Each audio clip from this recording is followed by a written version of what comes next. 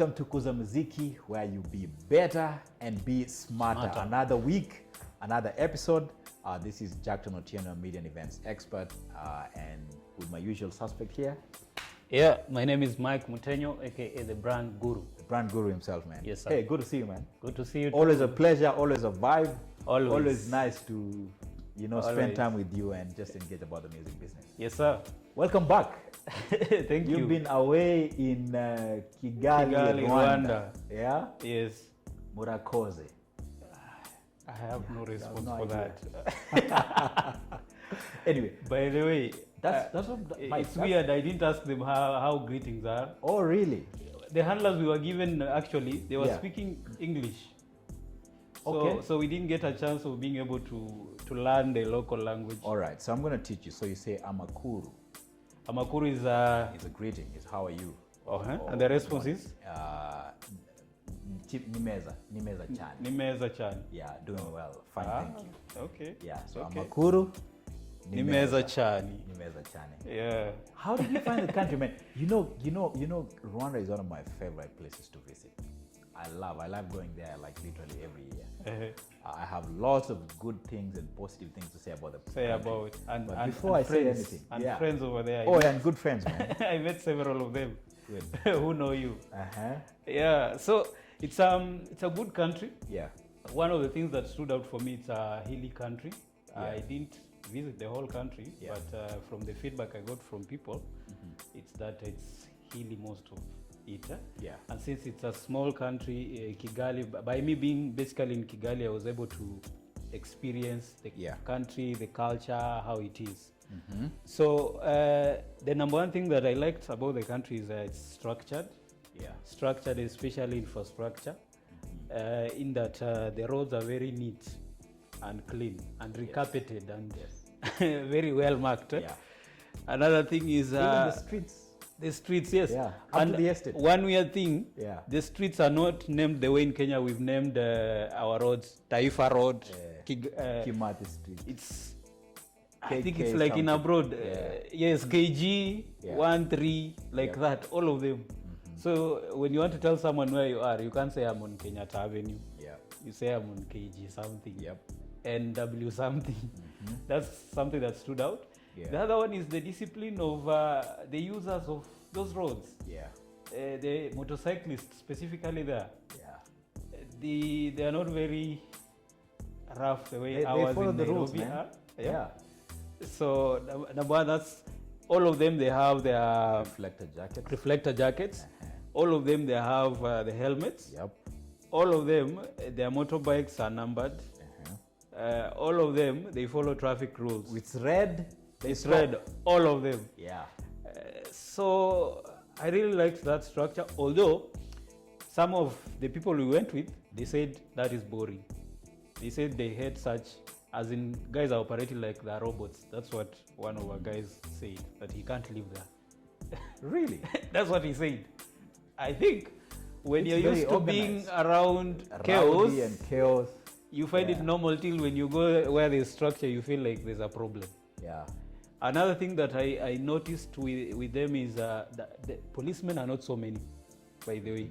Yeah. Not all over. You know, when you walk around Nairobi, you'll find two policemen walking around with guns. Basically, it's good. They feel you like they make you feel like it's safe. But I tend to feel the way they have that structure there, it is safe without you feeling the presence of police all over. But actually, I don't know if you got to walk around at night. Now at night is a totally different story. Different, eh? Every during the day. 100 meters, There's a there policeman. are 2 police officers. Ah. Every 100 meters. During the day, I only saw. Yeah, during I the think day you 2. probably see just the traffic cops. Yes. Yeah, but at night, especially I think like at 6 p.m. Yeah, it usually dropped. Like every 100 meters, there are 2 police. 2 officers, police. two. Yeah, so. Awesome. But it's a beautiful country, man. It is. Beautiful I liked it. Yeah. The guys are, and I think that the government is very intentional about how they want them to flow.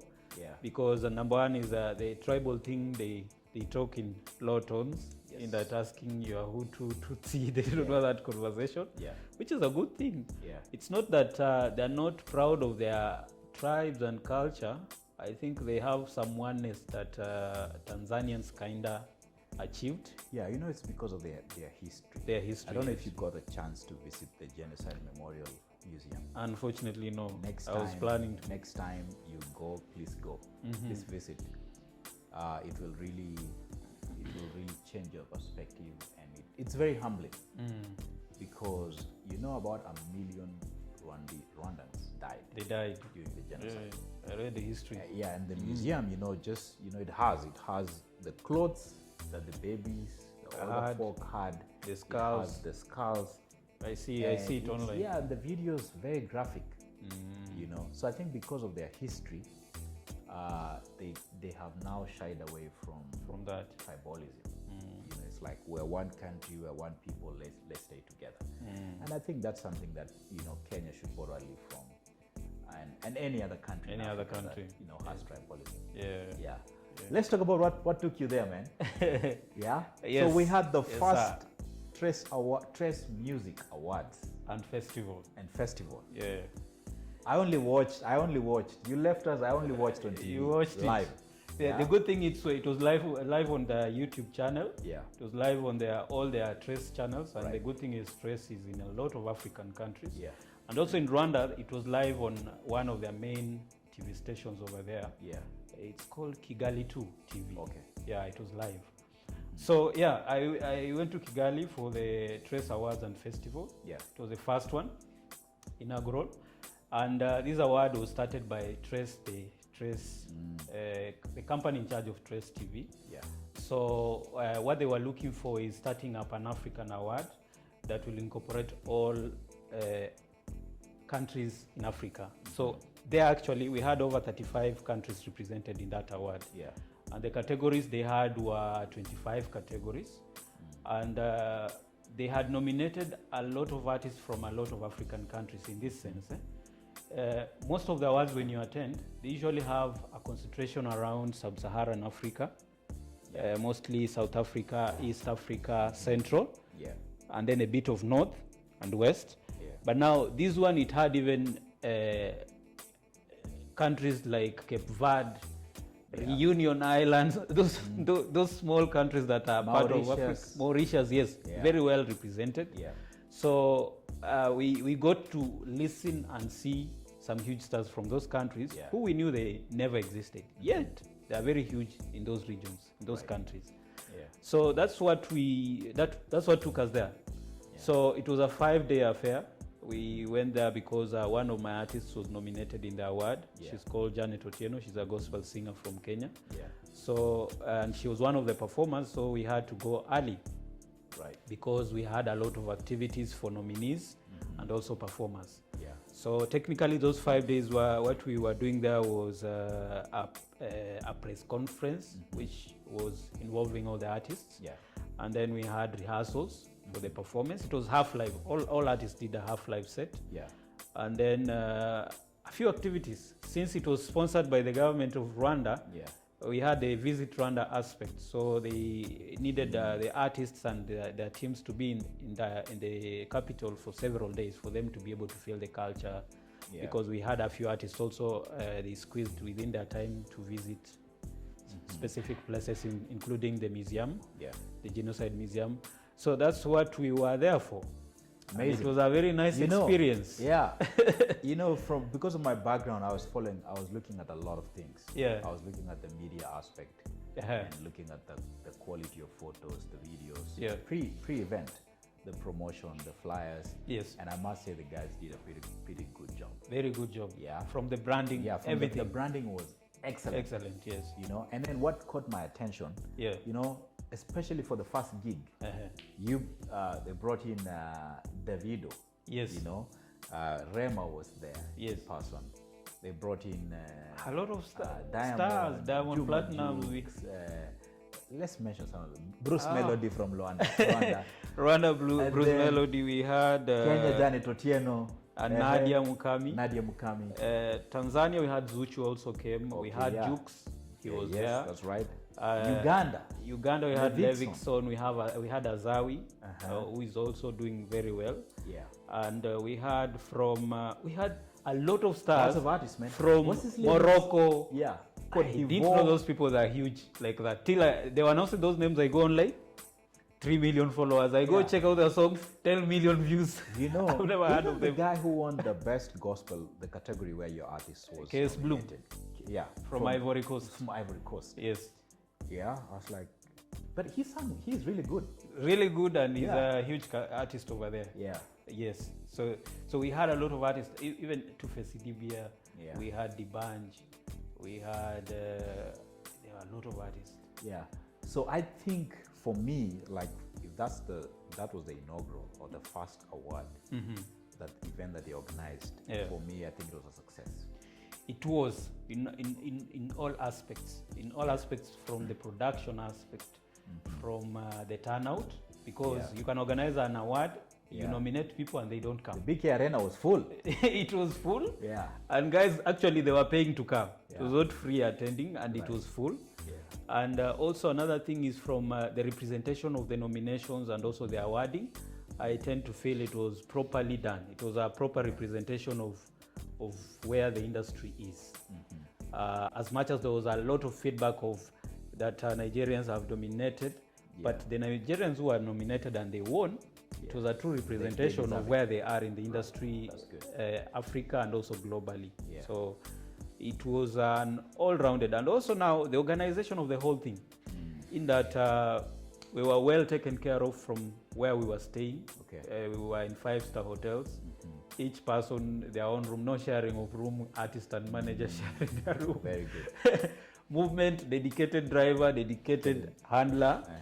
Yes, 24/7. Whether you want to go do shopping, there's a driver, there's a handler. Will take you. So it is something that is very... That's amazing. Very unique. Yeah. And when I saw it, I saw it's a good way of introducing an award and giving it the standard that it deserves. That's true. And also just the venue where that award happened, it's one of the best arenas. Absolutely. Africa, if I've not traveled to a lot of African countries, but from just watching, as in these guys, that arena is fit to host international events. Yeah. From the backstage, in that it has a lot of rooms, from changing rooms, rehearsal spaces, a press room, proper lighting, very nice interior decor, in that you can create sufficient parking. You can create good content in there. So so shout out to the government of Rwanda, man. We gotta give credit. 9 out of 10. If it's random, it's 9 out of 10. Because I don't want to give them 10 out of 10. Watavimba kichwa, that's what we say in Kenya. So all the people watching us from Rwanda, we want to shout out to your government for the good work that they are doing. And we hope that, all the other governments, because this is where, Mike, my desire is African government. Like, we would do excellent things. Yes. Yeah? And even just a highlight, the winners, they got to meet the president. He hosted them for a meet and greet. Okay. Where he spoke to them, had photos with them, just got feedback from them about the whole experience. Awesome. So the president is a very hands-on president. Yeah. And shout out to the Trace Music founder. Was it Olivier? Olivier, he was there. Yeah. Very, very nice guy. Even chill, you can't know that he's the founder or the CEO. Yeah. He looks so chilled. Mingles with everyone. Very hands-on guy. Yeah. And even the Trace team from Kenya. Yeah. They handled that so well. Awesome. And they were there in case you need any help. It's just it was a good experience. Good. I can sum it up like. So let's rate the first Trace Music Awards. Let's give them 1 out of 10. 9. 9. Hey, well done, Trace Music team. I've been to several awards. I've attended several of them virtually that I see. And when I say 9, there's a reason. As in, it was properly done. Nice. Yes. If it comes from you, the brand guru himself. It was properly done, yes. I agree. So we also had the Dove Awards, the 54th one, actually. Yes. In the US that took place. That was on 17th, right? It's 18th, 17th, 18th, of October. And reason we're mentioning this is would be important for anyone who is already established in the music industry. Yeah. Or even upcoming, or someone who is just interested in the music space. what's the place of music awards? Yeah, because these are not the only awards. You know, we have the Grammy Awards, we have BET, and Grammy Awards is coming up. It's coming November 10th. They're November announcing 10th. their nominees. We have Premier Gospel Music Awards in the UK. We have Saudi Awards in the US. We have Afrima Awards. The Afrima, there are two. We have one in the US and one that is based here in Africa. So what's the place of music awards in the music business and industry? So awards, I can say they play a role in that it's one of those tools that are very needed in the industry. And tools, I mean, you see the way we have charts, in that we have charts that are ranking how songs are performing, the way we have events, where concerts, also awards play that role. And through that is they get to highlight who is performing when, in what field, and who is who in which country, who is who in which genre. So they play a huge part in that aspect. And if you look keenly, any industry that has a properly structured awards, that industry has grown in terms of even the amount of investment that is done into that industry by corporates. Because most of the times corporates struggle finding how they can invest into an industry if they don't find a vehicle that also will pay back in equal measure. In the sense that I can approach them to fund, let's say Jacktone is an artist, we will do brand placement for you in our next video, but they might feel it's too limited, in that if I market through you, I'll be reaching your audience alone. But if it's an award, it's bringing together people who are doing a lot of different types of sounds, bring together people who are interested in the award, in the sense that there's a media station that is highlighting that award, in that their viewers will watch whether they love music or not. So it's easy for a corporate to come on board, because the number of players that are being brought and they're coming with the audience is huge. That's why it's very important. It's key. It's up there. It's important. So, you know, so what I understand in the music business or scene, artists have very different perspectives about awards. I know. There are some who are like, yeah, man, I don't care about awards. Mobilize people. I'm being nominated. They do flyers everywhere. And you know, push. Please vote for me, and they will push. Because I think it's important. But there are some who will be like, I really don't care about awards. I don't even, whether I'm nominated or not, I don't care. I don't care. And this is both actually, both gospel and secular space. So, what do you think we should tell artists in terms of, because I think it's important. It is and I important. think there's a space for it, depending on how well structured or organized, how well run the awards. The awards are, the ones we just mentioned, the Dove Awards, you know, Stella Awards, you know, Grammy Awards. They're all well established, very organized, really legit. They have a proper team behind them. Yes, that is running them. So, and you said something very important.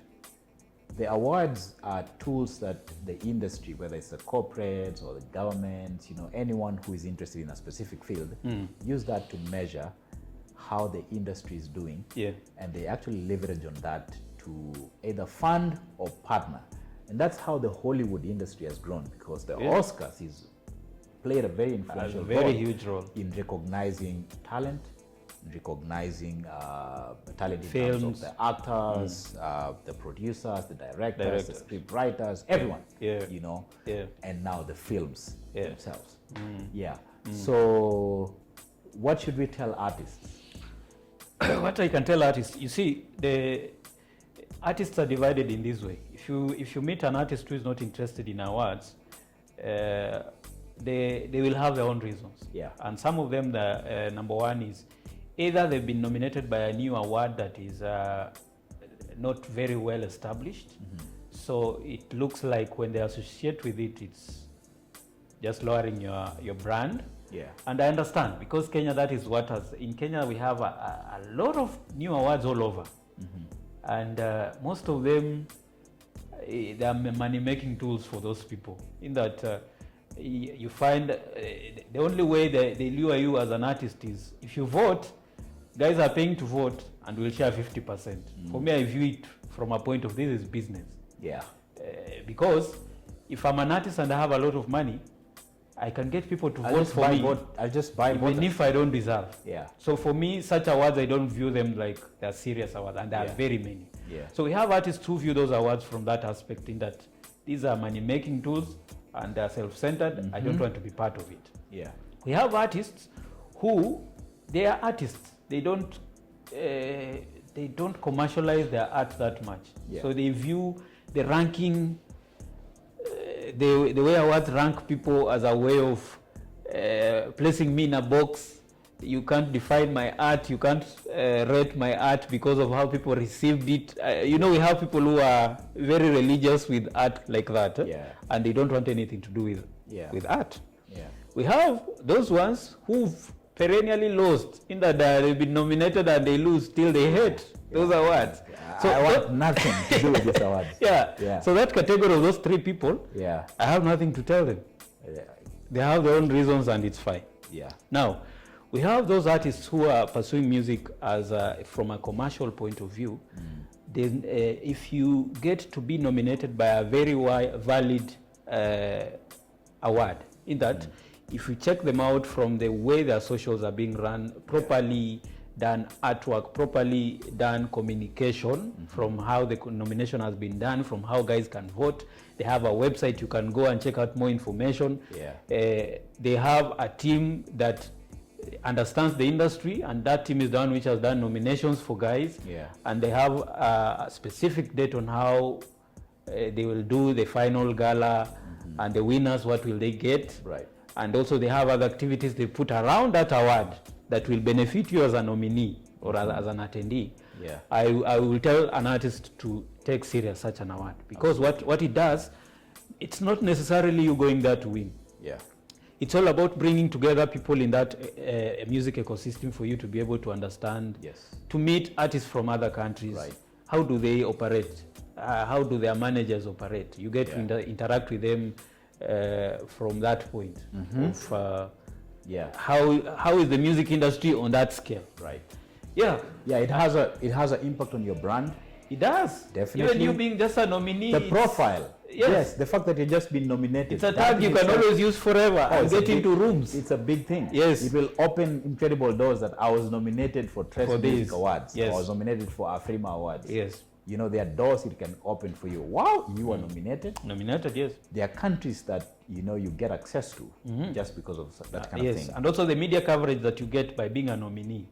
It's coverage that you are getting for free. Another thing is the perception it creates in people is different. Human beings, we believe in things that other people have believed in. That's how just the world is. And from a business perspective, there's a statement people say your network is your network. So the network that such an awards, courtesy of the nomination gives you is crazy. You just mentioned. You get to meet other musicians who are successful and thriving in their own markets and demographies. You get to meet the people around them. Their managers or their photographers, their handlers. Their handlers. And there are things you're like, there are things you do better than them. They learn from you. And the things that they do they are better than you, and you get to learn from them. That's right. That's right. So that network is important. Yes, it is. So what we're going to do is we don't want to dwell too much on the awards. We will dedicate an episode, specifically to just break down the awards, the entire process. That's right. The award in itself, what is it? The whole process of the nomination, the whole awards, thing, and the awarding ceremony, everything that goes into the awards. So we'll dedicate episodes to that. But let's pick up, because with the little time left for this episode, let's pick up the conversation from where we left last week. We're talking about. We talked about email marketing, and this is about marketing and distribution of music. Yes. So today, let's talk about streaming platforms. Streaming platforms, yes. There are quite a number. Yeah. Of course, we mentioned. I remember on our last episode, you talked about this musician, Osogo Also, not Odongo Swag. Odongo Swag, you know? So let's talk about streaming platform. Because you mentioned, and that one you did because you said YouTube is king. Yeah. So we have many different platforms right now. Yes. You know, big, of course, is Spotify. Yes. We have Deezer. We have Tidal. Tidal. Yeah. Now we have Apple Music. Boomplay. We have Apple Music. Which other platform? Trying? There are a lot. Napster. It's just the ones you've mentioned. They're the ones that are mostly used in Africa. So I feel let's start from YouTube since it's king. Yeah. As a platform on its own. So for a musician, you need to have a YouTube channel if you don't have a channel, because the way people consume content has transitioned from audio. You know, when we were growing up, it was more of audio than video. Yeah. So right now in 2023, guys are engaging with content visually a lot. And what that platform has made possible for the music industry is for you to be able to package your product very well and people to be able to connect with your product. And also in turn, now it's monetized in that you are able to make money if people watch. Now we might have artists who are asking, how do I make money? You know, sometimes I used to assume that what I know everyone knows, till there's a time I met an artist who asked me, how do I make money as an artist on YouTube? Yeah. So YouTube, once you have a YouTube channel there and it's active, they have a threshold whereby that channel needs to be in existence for at least 1 year. And that channel needs to have at least 1,000 subscribers. That is as at now. That is November 2023. And then another thing is you need to have watch hours. 4,000 watch hours. Watch hours is not views. So you'll find an artist who will tell you, but I have a video that has 10,000 views. Why is this channel not monetized? If you need to know what watch hours is, Google. Just Google YouTube watch hours. It will explain to you how they calculate that from views. So that is the threshold. So once your channel has that threshold, your channel is eligible for monetization. Monetization previously, you could not monetize your channel yourself a few years back. In that we had companies that were called aggregators. So you had to sign up with an aggregator for them. So there were companies that were in specific countries where YouTube is, and YouTube is doing monetization. So you had to sign up with those companies, and they're the ones who are to monetize your channel on your behalf. I think in Kenya we had Ngoma. Ngoma is one of the biggest aggregators that we had. When you go to YouTube, you would just see Ngoma bottom right there. So people didn't know what Ngoma is. So they were aggregators. But a few years later, YouTube enabled individual content creators to be able to monetize your channel yourself. So nowadays you can, once you've reached that threshold I've said, you will get a notification on your email, the email that is linked with that YouTube channel, for you to be able to monetize. It's just a simple process. They will guide you themselves on how you'll set up your channel. And the way you will earn is through guys watching ads on your channel. For example, now if you have a popular video on your YouTube channel, before someone watches that video, there's an ad that will run. That ad has been paid for by another company or an individual. So YouTube shares that revenue with you. That's how guys earn from YouTube. So under that, they've introduced newer services under it now that we have YouTube Shorts, which is a shorter version of video. More or less sharing. like TikTok. It's TikTok. You know, TikTok shook up people, so they had to get clones of TikTok. So each company started a TikTok of their own. Instagram Reels, YouTube Shorts. The all same category. So right now, YouTube, they are really pushing YouTube Shorts. So if you're a content creator, whether you're an artist, you need to take advantage of it. As much as you create content for your YouTube channel, in that you have your official music video you're putting on, you need to create short videos for YouTube Shorts, because it's what is being pushed. And as an artist, you need to be very keen in that aspect, in that on these social media platforms, be very keen on noticing what is this new product that is there. Because if it is new, ensure that platform is pushing it a lot in people's eyes, cheaply and easily. So you'll struggle running YouTube ads, yet YouTube Shorts is, when you have a video there, they organically push it because it's a new product they're pushing. So it's something you need to take advantage of. Number 2 is now the streaming platforms. Yeah. You know, even as you go to the streaming platforms, Mike. Yeah. You know, I just remember just last week, I came across, I had a number of CDs. And I said, hey, I think I'm going to discard a lot of these things. Yeah. I had them stored. So I'm throwing away a lot. I just selected a few. The ones I selected were like the original from the artists, you know, branded, the autographed. So those ones I'm gonna keep, and I'm not just really keeping them for myself. I'm like, I just keep these ones for my kids, you know, and maybe instead of showing them that online, you'll reach, actually they'll ask you, what is this? What is this? That's true. Not even actually even the kids now, they don't know what CDs are. What CDs are? That's true. Yeah. And it's amazing. Us guys, that's what we bought. Yes. Yeah. And it's just a few years ago, not even far. Yeah. Yeah. So it's interesting how the music, the streaming of music or distribution has evolved over time. Yeah. I don't know why. I think the space we're in this is what is. It's a digital space, and then it's a new age of the internet. So we have just to accept it. Absolutely. Yes. Absolutely. So streaming platforms, there are quite a lot, and what I noticed is we have limited information to artists. It's not even in Kenya alone, Africa, about these platforms, the way they operate. Yeah. We know they exist. We know Spotify exists. We know Apple Music exists. But having an understanding of how they work from the creator side, we know how it works from the consumer side. You know how if I need to check out a new song, where I will go to. So I tend to feel over time in these episodes we will get we'll get several people from these companies, because the advantage is we have them here in Kenya. Yeah. Like Spotify, they have a Spotify office here in Kenya. Over in our episodes, we'll get someone from there who will just talk about Spotify, how it works, and from the artist side, not from the consumer side. Right. Also, Apple Music, we have an office over here. We have a Boomplay office here. We can get someone. So it's something that we will do over time. But so in this episode, I think what we'll do is just do a run through over them, so that artists have a clue of how they work. Yeah.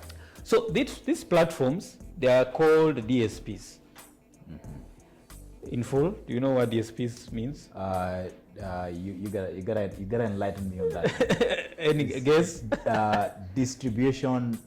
Streaming platforms. No. The digital service providers. Yeah. So all those companies, they fall under that. Yeah. Those Spotify, iTunes, all of them, Apple Music, they fall under DSPs. Like ISPs. Yes. DSPs. Yes.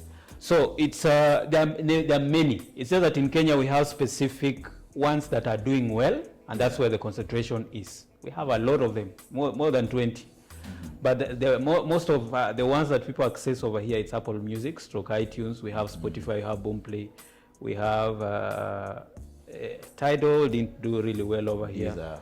We have Deezer, yes. Yeah. So those platforms, if you're a new artist and you want to submit music to them, you don't submit music directly to them. Yeah. There are companies that do that. And those companies are music distribution companies. Yeah. So you have to sign up with them. So we have the two types of music distribution companies. We have the independent ones, and the independent ones you sign up yourself. Yeah. Do it yourself.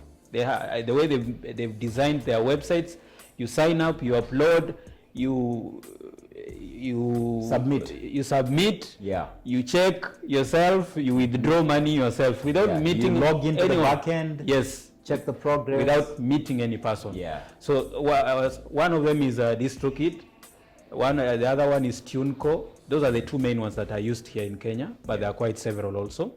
And then now we have the music distribution companies, which now they're big. We have big ones and small ones.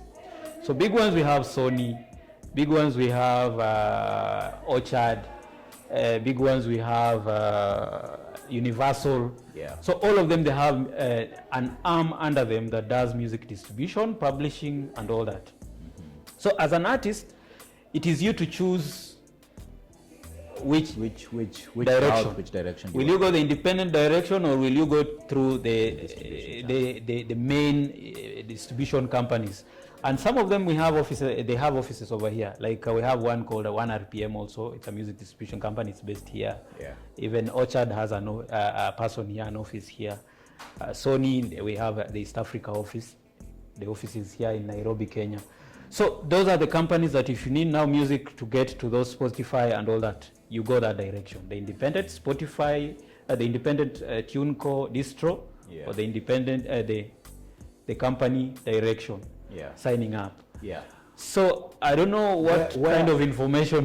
Where does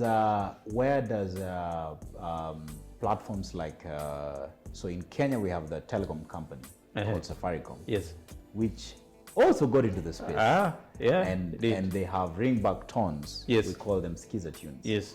And I bet this is not just in Kenya. Yes. This is also even in other countries they are. So where is the place for that? For Kenya is a unique country because if you see other countries have ringback tones, but they're not very huge the way they are in Kenya and kind of Tanzania, which Tanzania picked from Kenya. Skiza tune, as in skiza tune is a multi-billion industry on its own, and I tend to feel it's because we love music. And we enjoy listening to music as a ringback tone. I tend to feel like in Europe, then it's not that huge. In that, when I call someone, I want to listen to a song. Yeah. That's why I think when it was introduced in Kenya, it really picked to that level that it's an industry on its own. So they are those are some of the services also that fall under revenue streams for artists. I can't call it a I think maybe it's a digital service provider also, but it's not under them. It's separate in the sense that because the model is different. Right. Because for Spotify, people are streaming. For this other one, you download it to be ringback tone. It's different. And also, in Kenya we have Mdundo, which is in several African countries. And Mdundo, you download a song. You don't stream. And the only way they now pay you as the artist is that website has ads that are running. So when someone visits your page on Mdundo and downloads your song, the ad that runs there, any revenue that is earned through that ad that ran when someone was on your page, that is what they share with you. It's good I clarify that because we had artists who are asking how do I earn from Mdundo since people don't stream. That is their business model. And we have other companies also, which Boomplay has a similar business model in that you can visit their website or app and listen to music without downloading, and ads will run. That is how they calculate. And then they have an option of premium where now you can download a song, and also that's how they share their revenue with an artist. This is quite some important piece of information. It is. Because I bet there's lots of musicians, especially upcoming, and some even who are already in the game who don't really know. And so this is important. That's why we say KUZA MZIKI is a space where you be smarter and be better. Yes, sir. So I'd like us to take a break, man, and then we will continue this conversation on the next episode. It will be good to just close it up for today. But on the next episode, we're going to be talking about live performance. Where is the space for live performance in the music space? And we're going to be talking about merchandising and revenue streams, which we just started touching on on this. So please share this episode because we are on Spotify for the audio. We are on YouTube. Share it everywhere with your friends and people all over the world. Because we say our aim is not just to impact the Kenyan music space, but Kenya, Africa, Europe, Asia, Australia, the US, literally all over the world. That's right. We're recording this episode at Rims Studios. This is a beautiful space where we are recording this show at. So if you're looking for a space to record your podcast as well, this is a facility. If you want to do a shoot, individual, family, couple, or corporate, Rims Studios is the home for all those kind of shoots. And all the content is curated and by Chessy Communications. So if you're looking for any branding services, communication services as a creative, that is your home. You can visit our website, chessycommunications.com, for more information. Awesome. And also, they can remember to follow our social media pages, KUZA MZIKI pages. Absolutely. Yeah. KUZA MZIKI on all platforms. Across Facebook, all platforms. Twitter, Instagram, and LinkedIn. Awesome. Big shout out to our amazing team and crew, Mr. Raphael and Frank, who are always ensuring that we look good on these cameras and do all the production work for us. And the production company house is called Bamba Studios. So if you're looking to live stream your gigs, looking to produce a documentary or content for radio and TV, any production work, Bamba Studios is the place to be.